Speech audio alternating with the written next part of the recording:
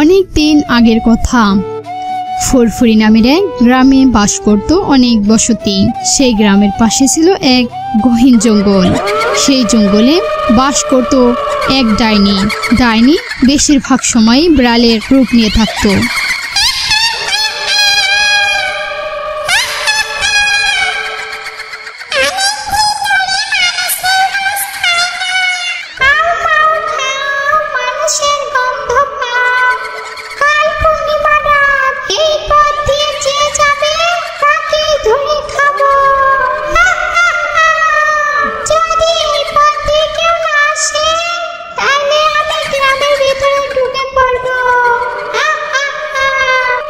এই বলে ডাইনিটি পূর্ণিমা রাতের জন্য অপেক্ষা করতে থাকে।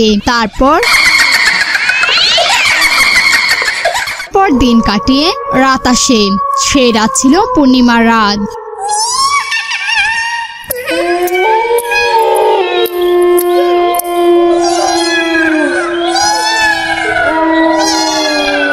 সেই লোকটির মাংস খেয়ে ডাইনি সেখান থেকে চলে যায়।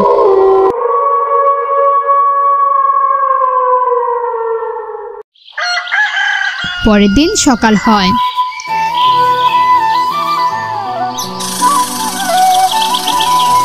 ভোরবেলা সকল গ্রামের মানুষ এক জায়গা জড়ো হয়। গ্রামে একটা আতঙ্কের ছায়া পড়ে যায়। সবাই বসে বসে ভাবতে থাকে, প্রতি পূর্ণিমা রাতে গ্রাম থেকে লোক উধাও হয়ে কোথায় চলে যায়। বুঝলাম না গ্রামবাসী, আমাদের গ্রাম থেকে প্রতি পূর্ণিমায় এক একজন লোক কই যায়? এটা তো অনেক ভাবনা চিন্তার বিষয়। এই জন্য গ্রামবাসীদেরকে সতর্ক করে দেওয়া উচিত। চলো আমরা সবাই ঢোল পিটিয়ে গ্রামবাসীদেরকে সতর্ক করে দেই, যাতে পূর্ণিমা রাতে কেউ ঘর থেকে না বের হয়।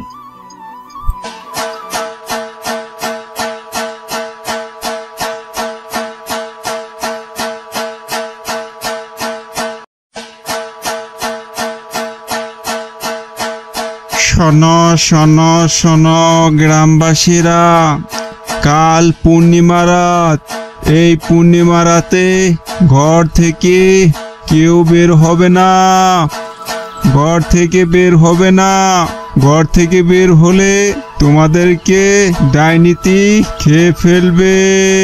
শোনো শোনো শোনো। এই বলে গ্রামের মানুষকে সতর্ক করে দেয় গ্রামের কিছু লোক। তারপর এরকম করে কয়েকদিন কেটে যায়। পরে আবার পূর্ণিমা রাত চলে আসে। তখন সেই গ্রামে বাস করত এক দম্পতি, নীলা ও তার স্বামী। নীলার স্বামী ছিল খুবই সাহসী। সে বলছিল, আজ পূর্ণিমা রাত, আমি বাড়ি থেকে বের হব, দেখব কি হয়। শোনো বউ, আজকে আমি পূর্ণিমা রাতে ঘর থেকে বের হব, দেখি কি হয়। এটা কি বলছো তুমি? না, কখনোই না, আমি তোমাকে যেতে দেব না। তুমি যেও না, যদি কিছু হয়ে যায় তোমার।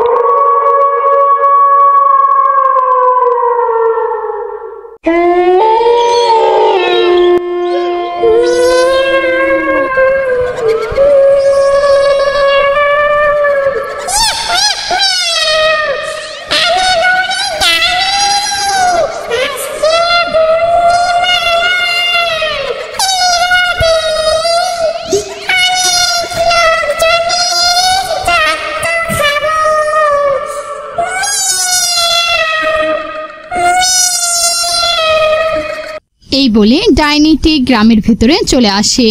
আর নীলা স্বামী ঘর থেকে বের হয়ে তার উঠোনের সামনে দাঁড়ায়।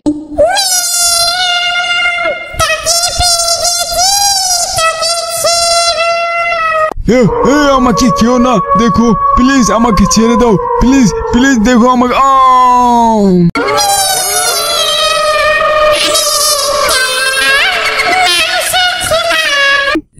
ডাইনিটা নীলার স্বামীর মাংস খেতে লাগলো। আর নীলা জানালার দাঁড়ে দাঁড়িয়ে সবকিছুই দেখছিল, কিন্তু নীলা কিছুই করতে পারছিল না। সে শুধু তাকিয়ে তাকিয়ে দেখছিল আর কান্না করছিল।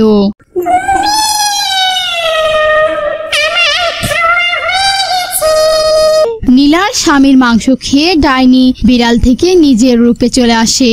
এসে সেখান থেকে চলে যায়। নীলা জানালার ধারে দাঁড়িয়ে সবই দেখছিল। পরের দিন সকালে নীলার বাড়িতে সকলেই আসে নীলার স্বামীর মৃত্যুর ঘটনা শুনে। নীলাদের গ্রামে ছিল শিমু ও শিমুর মা। তারা নীলার কাছে আসে, এসে জিজ্ঞাসা করে কি হয়েছে। তারপর নীলা তাদেরকে সব নিজের চোখে দেখা ঘটনাগুলো খুলে বলে।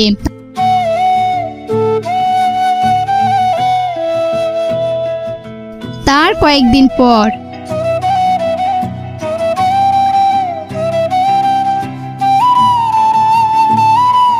আবার নীলার সেই মা আর মেয়ের সঙ্গে দেখা হয়। পরে আবার সেই মেয়ে নীলাকে জিজ্ঞাসা করে, তোমার স্বামীর এত কিছু হয়ে গেল, তুমি কিছুই করলে না, চলো আমরা তার বিরুদ্ধে কিছু একটা করি। পরে নীলা বলল, কিভাবে করব বোন বলো? আমার স্বামীকে আমি অনেক বুঝিয়েছিলাম, কিন্তু সে আমার কোনো কথাই শুনেনি। সে আমার কথা না শুনে বাইরে চলে গেছিল। এখন দেখো আমার এই অবস্থা হলো। থাক বৌদি, তুমি আর কান্না করো না, চলো, তোমার কেউ নাই তাতে কি হয়েছে, আমরা তো আছি, আমরা দাদার মৃত্যুর প্রতিশোধ নেব। আচ্ছা বোন, তাহলে তুমি যখন আমাকে সাহায্য করবে তাহলে চলো। আমি শুনেছি ডাইনি নাকি আমাদের পাশের গ্রামে যে বাগানটা আছে সেই জঙ্গলে থাকে। আমরা আজকে তাকে হাতে নাতে ধরবো। এই বলে নীলা তার প্রতিবেশী দুজনকে নিয়ে সেই জঙ্গলে চলে যান। গিয়ে নীলা যেটা দেখলো,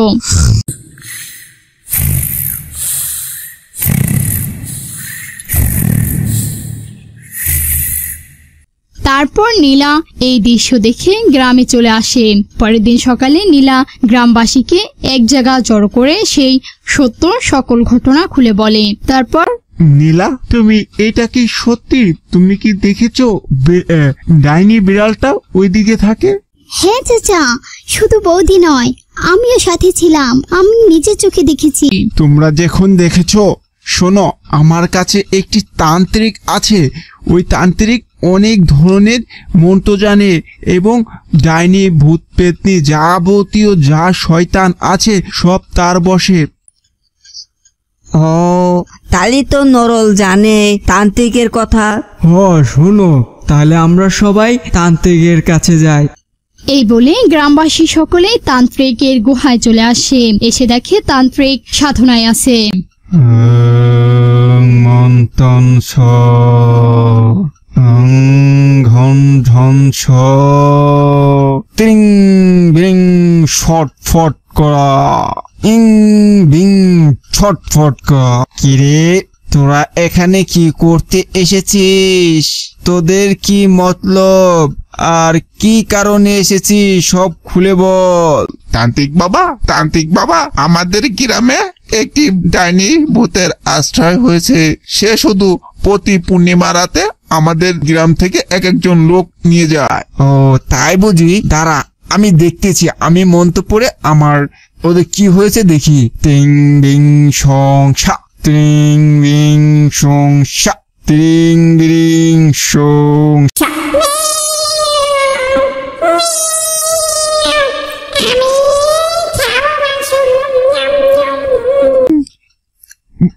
তান্ত্রিক মশাই, দেখলেন তো আমাদের গ্রামের কি অবস্থা? এখন কি করা যায় বলেন তো? তারা, আমি দেখতেছি এইটার কি কাহিনী। তিং বিং সুং সা, তিরিং বিরিং সুং সা, শটকাল ভরে যা। বহু বছর আগে এই গ্রামে ছিল একটি বুড়ি। সে অনেক গরিব ছিল, ভিক্ষা করে খেত। তার ছিল একটি পোষা বিড়াল, কালো মিসমিসে। কিছু দুষ্টু লোক তার কাছ থেকে তার কিছু টাকা ছিল, সেই টাকাগুলো চুরি করে বা ছিনতাই করে নেওয়ার সময় তাকে হত্যা করে অমাবস্যা রাতে। সেখান থেকে সেই বিড়ালের ভিতরে বুড়ির আত্মা প্রবেশ করছে। সেখান থেকে প্রতি অমাবস্যা রাতে সেই বিড়াল মানুষকে খুন করে তার তাজা রক্ত খায়।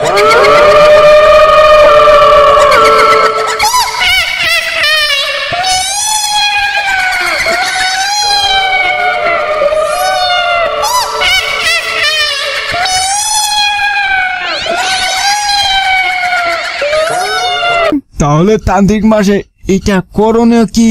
তাড়াতাড়ি আমাদেরকে বাঁচান, আমরা তো কিছু করিনি, যা করেছে অনেক আগে করেছে। হ্যাঁ দাঁড়া, আমার কাছে কিছু মন্ত্র পড়া আছে, আমি ওই ডাইনিকে শেষ করে দিব আর তার আত্মাকে মুক্ত করে দিব, বুঝছিস? তাহলে পূর্ণিমা রাতে সেই ডাইনি যেখানে থাকে আমাকে সেখানে নিয়ে যাবি, দেখবি আমি সব ঠিক করে দিব। তারপরে আবার কিছুদিন পর পূর্ণিমা আসে। পরে গ্রামের লোকজন সেই তান্ত্রিককে নিয়ে সেই জঙ্গলে চলে আসে। এসে দেখে বিড়াল ঘুমিয়ে আছে, পাশে একটা কঙ্কাল রেখে। তান্ত্রিক মশাই, ওই যে ওখানে। তোরা এখানে দাঁড়া, আমি আসতেছি।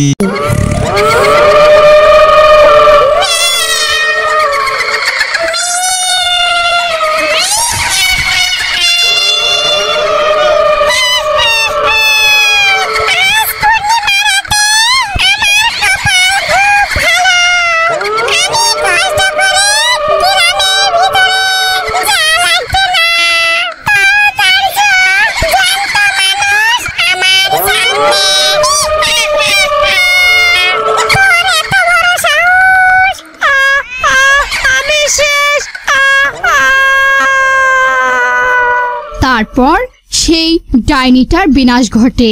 এরকম করে গ্রামবাসীরা আবার সুখে শান্তিতে বসবাস করতে থাকে। ছোট্ট বন্ধুরা, আমাদের ভিডিওটা তোমার কাছে কেমন লেগেছে? ভালো লাগলে অবশ্যই একটা লাইক দিও, আর এরকম নতুন নতুন কার্টুন ভিডিও পেতে আমাদের চ্যানেলটিকে সাবস্ক্রাইব করে আমাদের সঙ্গে থাকবে।